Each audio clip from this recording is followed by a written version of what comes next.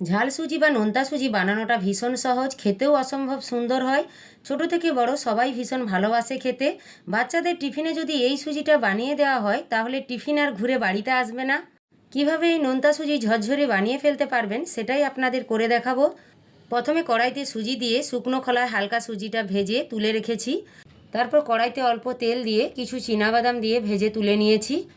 তারপর ওই তেলে শুকনো লঙ্কা, কালো সর্ষে, ক্যারি পাতা ফোড়ন দিয়ে যখন ফোড়ন থেকে সুন্দর একটা গন্ধ বেরোবে, ঠিক তখন পেঁয়াজ কুচি দিয়ে হালকা নেড়ে হাফ চামচের কম আদা চূড়া দিয়ে হালকা ভাজা হয়ে এলে দিয়ে দেব ডুমো করে কেটে নেওয়া আলু, গাজর ও বিনস।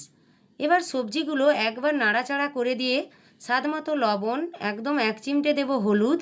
এবার সবজিগুলোকে 5 মিনিট চাপা দিয়ে কিছুক্ষণ ভেজে নেব। সবজিগুলো হালকা ভাজা হয়ে গেলে দেব কাঁচা লঙ্কা কুচি, টমেটো কুচি ও ক্যাপসিকাম কুচি। আবারও সবজিগুলো 2 মিনিট ভেজে নিয়ে দিয়ে দেব ভেজে রাখা সুজি।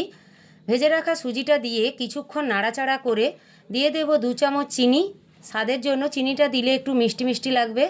তারপরে সবজিগুলোর সঙ্গে সুজিটা 2 মিনিট নাড়াচাড়া করে দেব জল।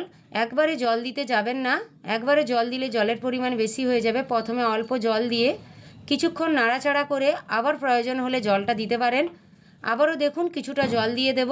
তারপর ভেজে রাখা চীনাবাদামগুলো দিয়ে 3 মিনিট নাড়াচাড়া করে নামিয়ে নিলেই তৈরি ঝরঝরে নোনতা সুজি। সুজিটা একদম রেডি খাওয়ার জন্য। ভিডিওটা দেখার জন্য সবাইকে অনেক অনেক ধন্যবাদ।